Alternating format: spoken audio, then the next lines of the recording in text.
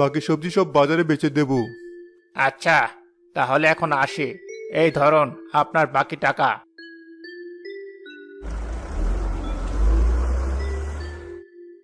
এই দেখো তিতির মা, এবার আর আমাকে কে আটকাবে আমিও দেখব। এখন শুধু আমার টাকা গুনার পালা। এখনো বলছি, এত লোভ করো না। দূর, তোমার সে একই বকবকানি। কাদের, তুই আবার ওখানে দাঁড়িয়ে রইলি কেন? জানা, এই সবজিগুলো বাজার নিয়ে যা। জি আচ্ছা ওস্তাদ, তবে আমাকেও যদি কিছু বাড়তি টাকা দিতেন তাহলে আমার বড্ড উপকার হতো। এই যে, টাকা আসতে না আসতেই জিভটা বড় করে ফেললি। কিন্তু কি আর করা, আমার মনটাও তো আবার নরম। এই ধর, এখানে 100 টাকা আছে। মোটে 500 টাকা? যা দিয়েছি তাই নিয়ে খুশি হয়ে ভাগ দেখি। আমার এখন অনেক কাজ।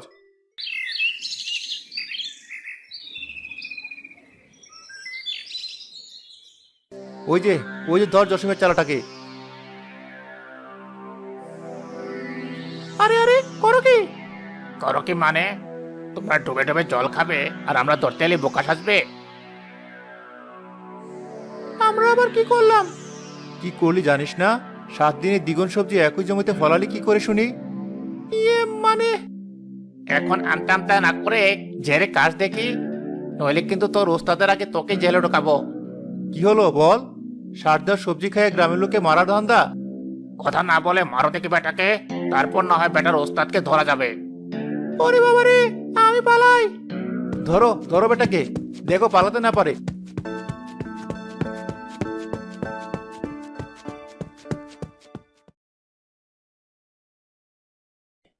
এ কি ম্যানেজার স্যার, আপনি? হ্যাঁ আমি। কি ভেবেছেন অতিরিক্ত সার মেশানো সবজি কচিয়ে দিবেন আর আমরা টেরো পাবো না? এসব কি বলছেন ম্যানেজার স্যার? ঠিকই বলছি, আমিও তো তাই ভাবি। এক সপ্তাহে দ্বিগুণ সবজি হয় নাকি? শুনুন জসিম সাহেব, আপনার এই সবজি আমাদের কোয়ালিটি টেস্টের ডাহা ফেল করেছে। এ এ নয়, হ্যাঁ। এবার ভালোই ভালোই আমার টাকাগুলো ফেরত দেন দেখি। টাকা? হ্যাঁ টাকা। শুধু টাকা নয়, জরিমানা সহ টাকা। না হলে কিন্তু আমরা আপনাকে পুলিশের হাতে দিতে বাধ্য হব। প্রথম দিনেই আমরা আপনাকে কাগজে সই করিয়েছিলাম, মনে আছে? হ্যাঁ, কিন্তু আমি তো না পড়ে সই করেছিলাম। সেটা আপনার ভুল। ওখানে পরিষ্কার লেখা ছিল, কোনোভাবে যদি আপনার দেওয়া সবজি কোয়ালিটি টেস্টে ফেল হয় তাহলে আপনাকে তার জরিমানা দিতে হবে। হায় হায়, এ কি বলছেন?